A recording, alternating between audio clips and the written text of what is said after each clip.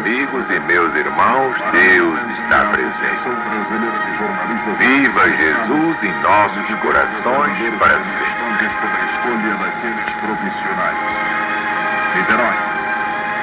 Estamos dando a explicação integral do capítulo 13 do Apocalipse de Jesus segundo São João, nos seus versículos 11 a 17.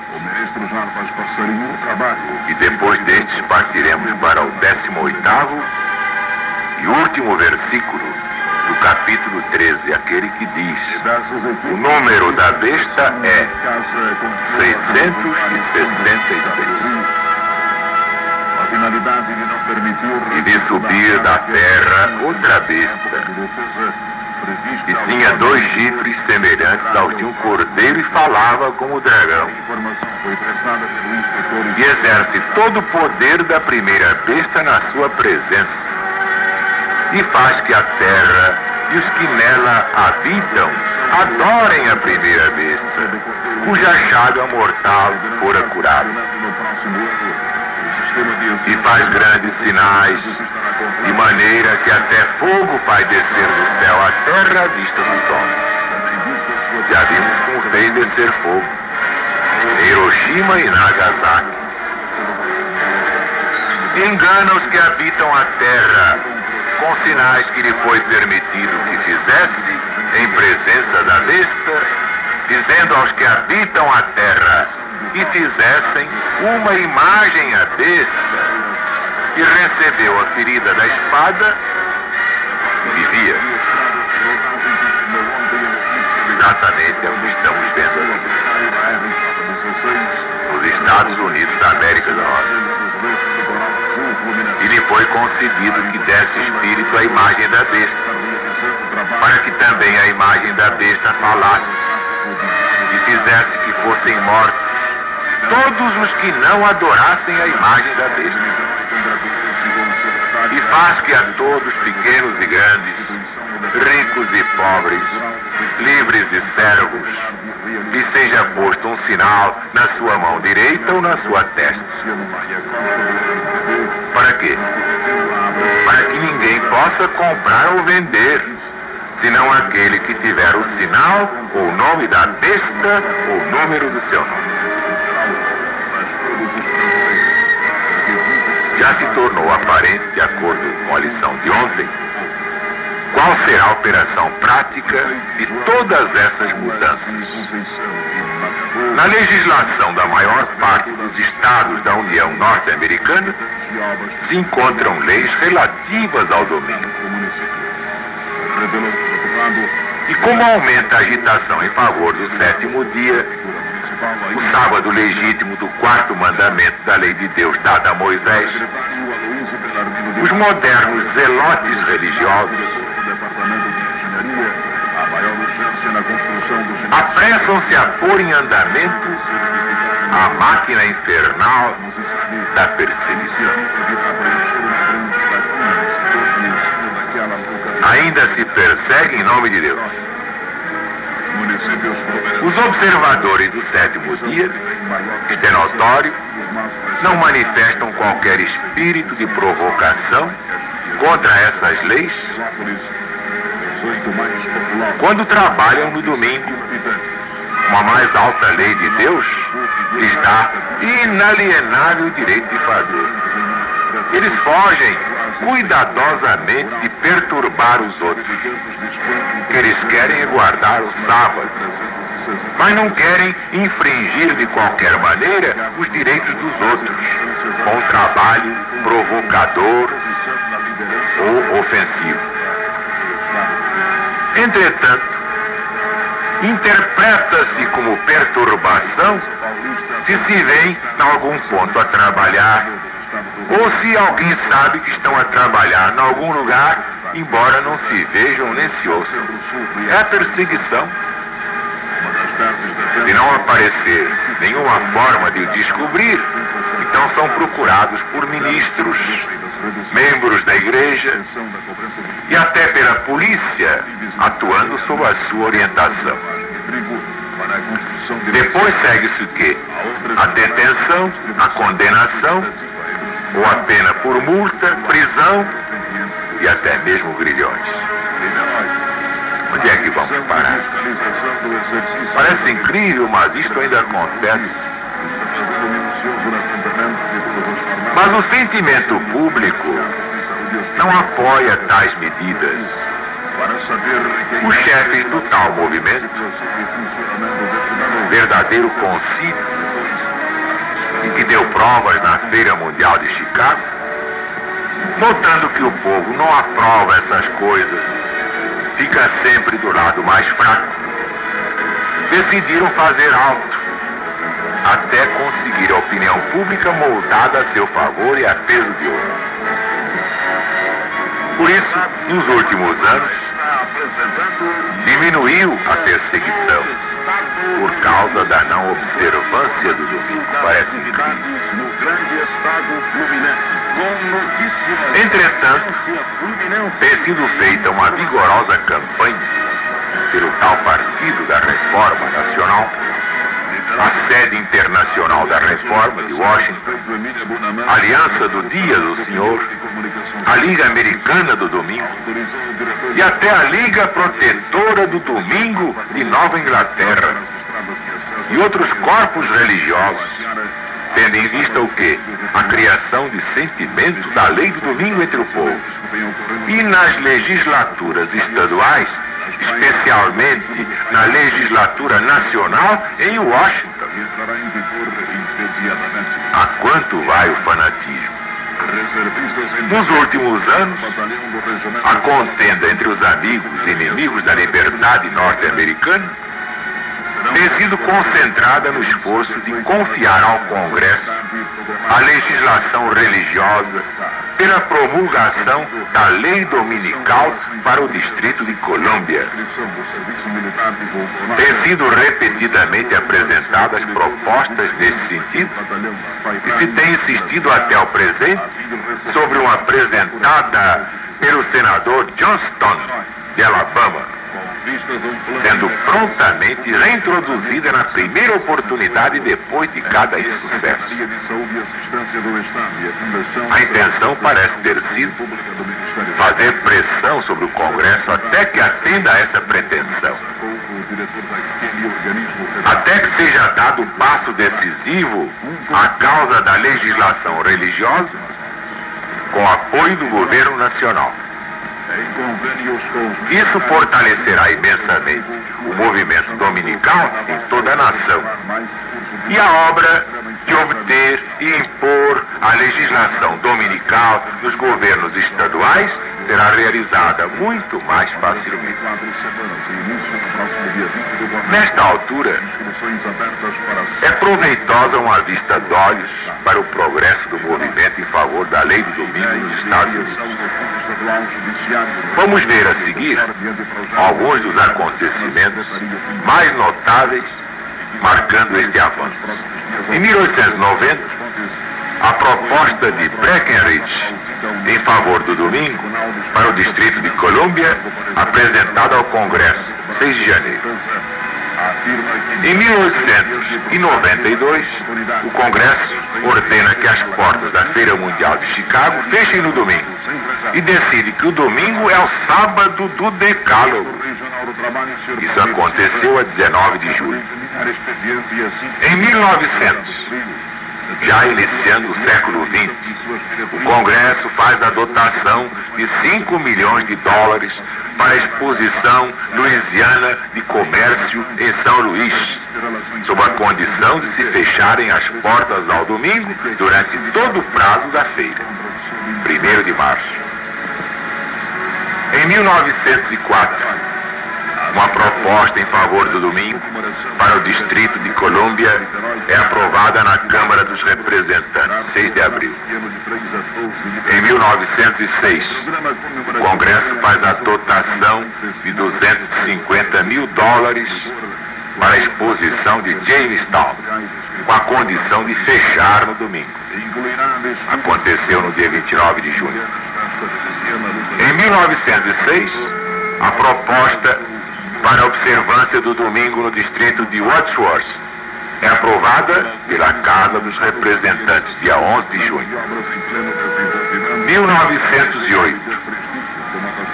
Gompers anuncia oficialmente que a Federação Americana do Trabalho não só é favorável ao repouso dominical, mas que lhe compete, se não mais, pelo menos tanto como a qualquer outro corpo organizado de homens e mulheres, forçar a observância do domingo como dia de repouso. Aconteceu em 14 de setembro. Nos anos de 1907 e 1908, 10 propostas para a observância do domingo, apresentadas durante a primeira sessão do 60º Congresso, de 5 de dezembro a 1º de maio. Ainda em 1908, proposta distrital para a observância do domingo, apresentada por Johnston no Senado, 15 de maio. No ano de 1909, proposta de Johnston é reintroduzida no Senado, 22 de março. 1910, a proposta de Johnston é reintroduzida no Senado, 17 de janeiro. A proposta de Johnston passa ao Senado, 27 de janeiro. A proposta é apresentada na Casa, 28 de janeiro. 1911. A proposta de Johnston é apresentada em sessão especial do Congresso, 6 de abril. Considerada favoravelmente pela Comissão Distrital do Senado, 22 de maio.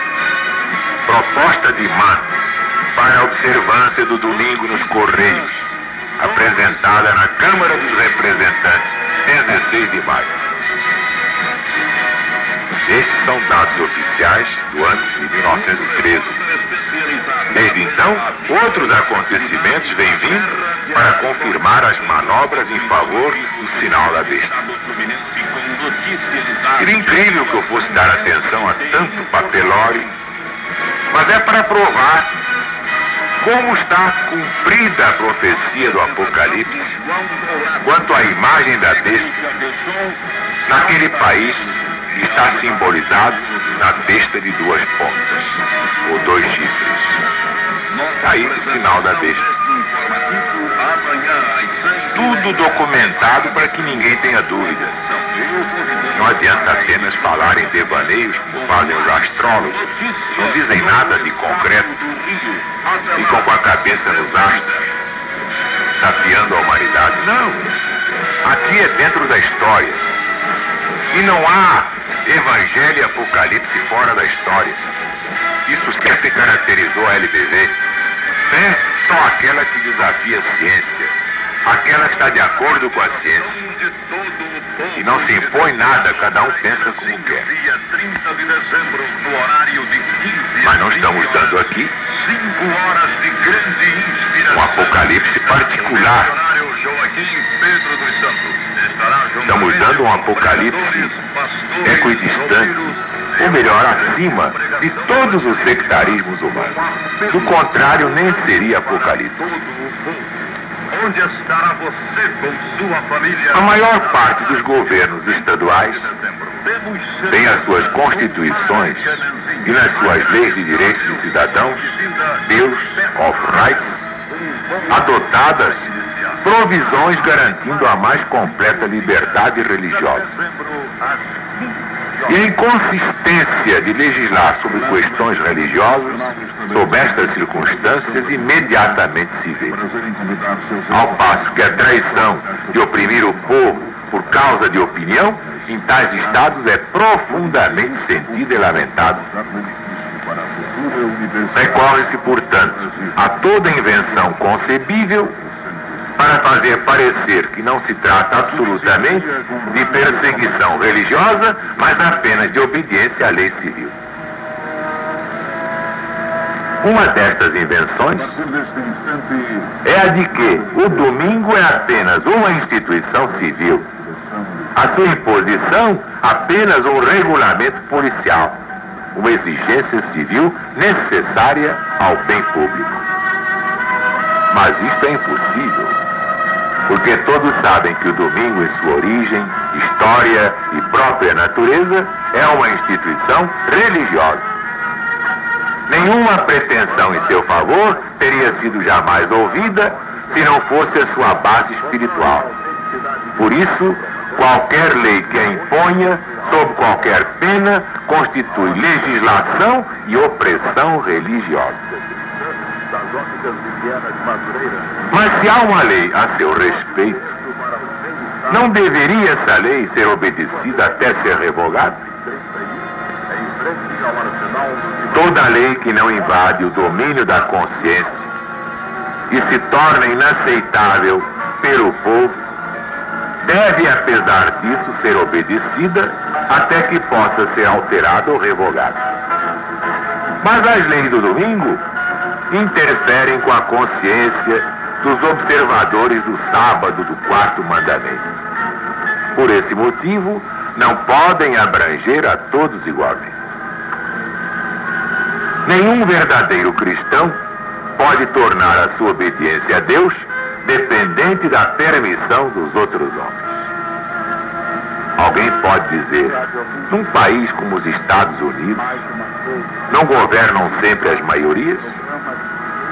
E a resposta é a mesma, sim, em tudo que não sejam questões de consciência. Nestas nunca. Dai a César o que é de César, dai a Deus o que é de Deus. É a palavra de Cristo Jesus. Os homens podem fazer leis para salvaguardar seus mútuos direitos, os membros de toda a sociedade, mas não mais do que isso.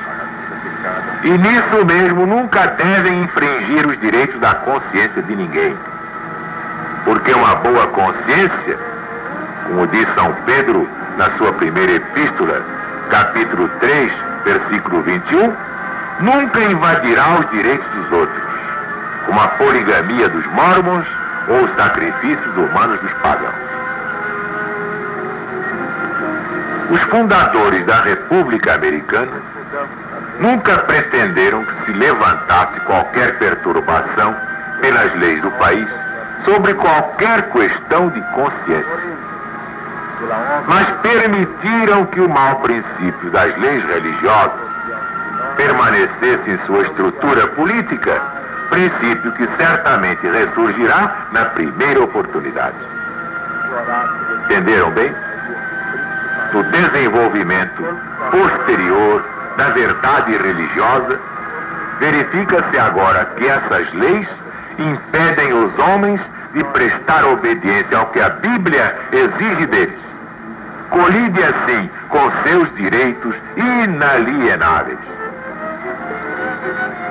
Tais leis não podem, portanto, ser reconhecidas pelo cristão, e o governo, para ser fiel aos seus professos princípios, deve bani-las dos códigos onde se encontrarem.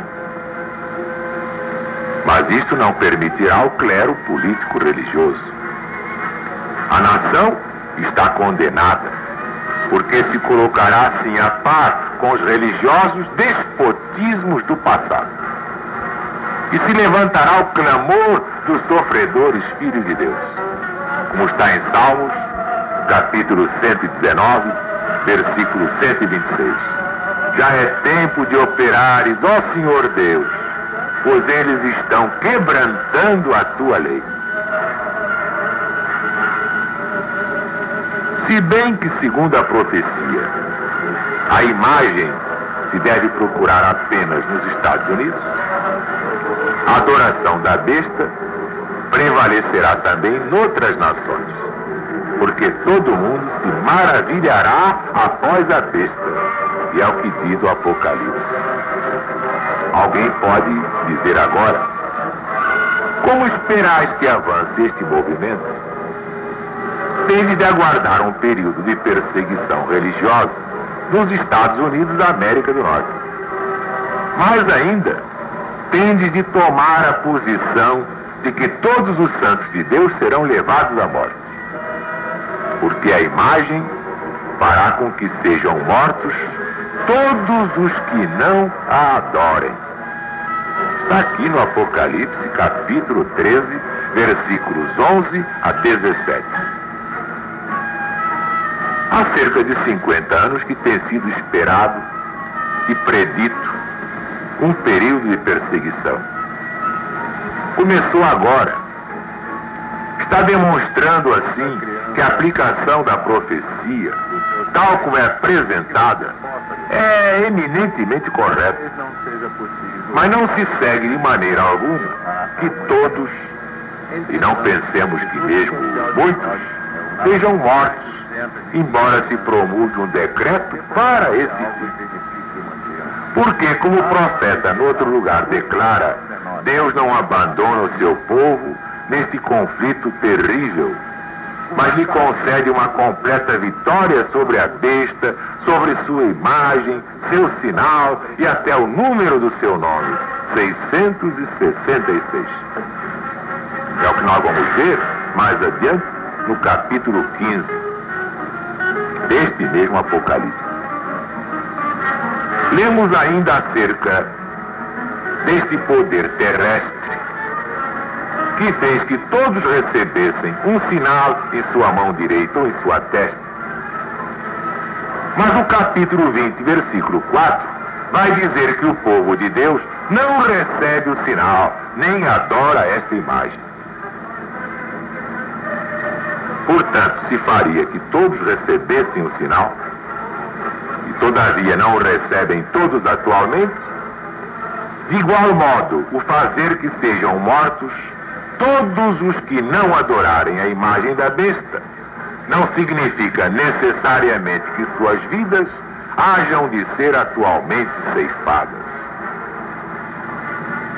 Mas afinal, como é que pode ser isto? Está evidentemente sob aquela regra de interpretação, segundo a qual os verbos de ação, por vezes, significam apenas a vontade, o esforço para realizar o ato em questão, mas não o cumprimento atual da coisa especificada na profecia. Aquele famoso professor Bush, professor de hebraico, de literatura oriental, na Universidade de Nova York, torna claro este assunto em suas notas sobre o Êxodo, capítulo 7, versículo 11. Diz ele, é uma regra de interpretação, de uso frequente na exposição dos Sagrados Escritos, que os verbos de ação, por vezes, significam apenas a vontade ou esforço para realizar o ato. Assim, no profeta Ezequiel, capítulo 24, versículo 13. Eu te purifiquei, e tu não te purificaste. Isto é, eu me esforcei, empreguei os meios, estive em cuidados para te purificar. Como podeis vós crer e recebeis honra um dos outros? Isto é, procurais receber. Está em João, capítulo 5, versículo 44. A benignidade de Deus te leva ao arrependimento. Isto é, procura elevar-te. São Paulo aos Romanos. E no profeta Amós, capítulo 9, versículo 3. E se ocultarem aos meus olhos no fundo do mar, isto é, ainda que desejem ocultar-se. São Paulo aos Coríntios, capítulo 10, versículo 33, agrado a todos, isto é, procuro agradar. Aos Gálatas, capítulo 5, versículo 4, vós os que vos justificais pela lei, isto é, que vos procurais justificar. Nos Salmos, capítulo 69, versículo 4, aqueles que me destroem são poderosos, isto é, que procuram destruir-me, como se lê na versão inglesa. Nos Atos dos Apóstolos, capítulo 7, versículo 26, e os levou à paz, isto é, desejou, esforçou-se, quis levá-los à paz, como ainda se lê na versão inglesa, que é a mais correta. Bom, felizmente, esgotamos esta parte. Está provado que realmente a besta de 2 chifres ou 2 pontas são os Estados Unidos da América do Norte, inclusive fazendo uma imagem da besta. Amanhã veremos o versículo 18. E o número da besta é 666. Que a paz de Deus esteja com todos, agora e sempre. E viva Jesus!